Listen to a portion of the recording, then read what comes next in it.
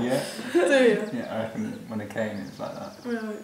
No, I reckon it's about that. Do you reckon? Yeah. What do you think? Yeah. Definitely.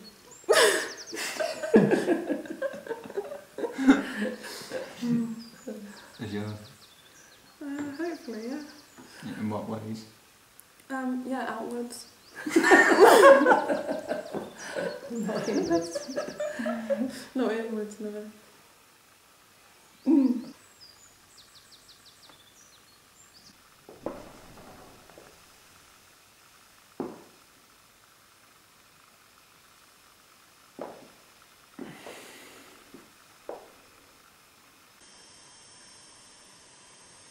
Yeah, I bought Diggers and Dreams years ago with the intention of finding a community. And my life went in a different direction, so I've kind of come back to it now in a roundabout way, because the heartbeat thing brought me in. But I've always had in my mind that the community is, it would be wonderful to be in a community. Yeah.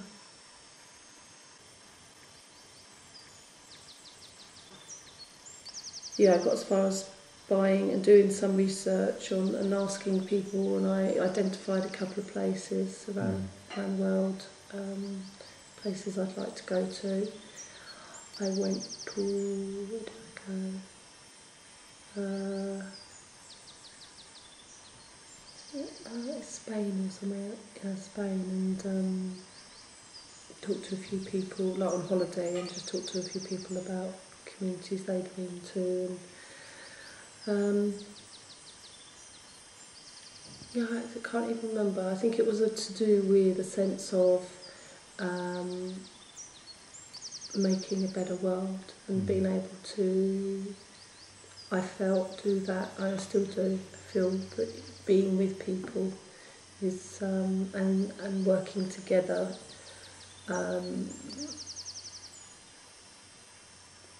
to make a better world. I think that's why I kind of wanted to be in a community and to live more sustainably.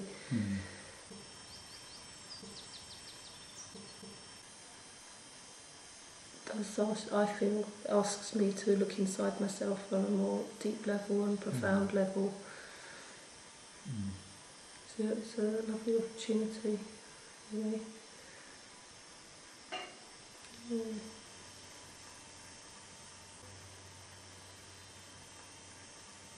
Yeah, for me it is about being in community and living and working and loving, closely with people. Yeah.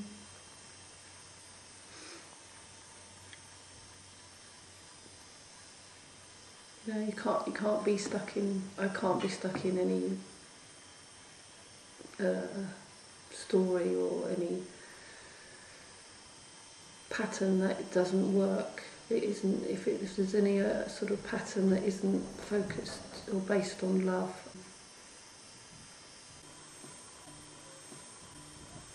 Coming here was a bit like bringing two dimensions of your life together, or? I think that'd probably be it. What, in a way they hadn't been together not to before? such a degree. No, not to such a degree. I think I went from this to that, and then I came back to about there, and now I'm becoming more centred with the whole thing, realising also what things I experienced and being able to rationally understand them in a way that I couldn't before. So. What about you, Linda? Can you, or do you want to do another one? No, well, no, just a couple of things that you've said from that was that that thing about that. I see it also as like where I have in my life read a lot of self-help books, and sort of self-development books, which were great, and I applied them to me. But unless I actually then move on and do something with all that I've learned, it's pretty pointless, really. Exactly. Well, it's not pointless, but I mean, it's like you reach a stage where it is pointless, to carry on like doing any more sort of like workshops or reading any more books, unless you can actually take that out into the world, really. Which I would say is also the stage. Yeah. Well, however you want to take it out into the world. And I think that's the stage I reached in Greece, really. Having spent 5 years after I sold my centre, 5 very quiet years, And that was really like my retreat time, you know, and then just suddenly one day it's like, okay, then I need to take this back out into the world. There was no point me sitting just here by myself and not then engaging with the...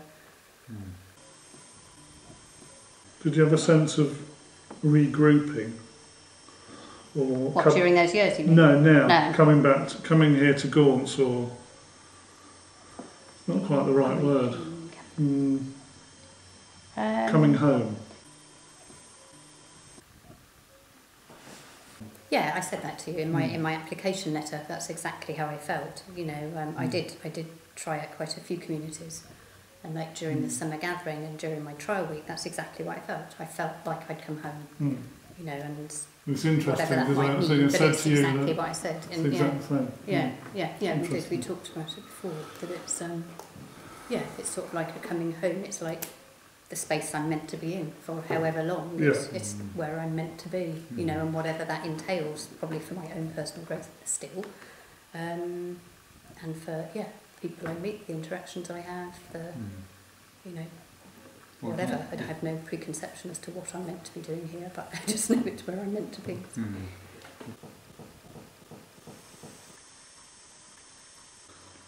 I've never lived a life.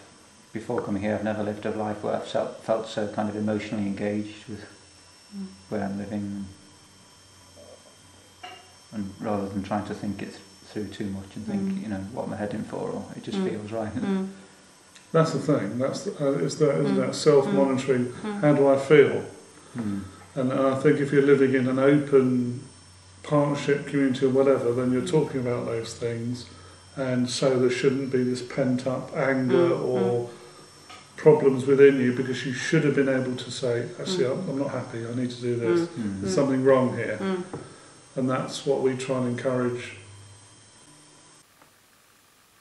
I also think, like, the more you give, the more you receive, really, you know. So once you learn, or learn whatever you call it, you know, to be more heart-centred and to give more of yourself, you know, and to be more open, then the more you receive in return, really, you know. Definitely. It's just like this never-ending sort of like building upon that that first instance, and it's overcoming that fear, I suppose, isn't it? That fear maybe of what will happen if I make myself vulnerable, or what will happen if I speak my truth.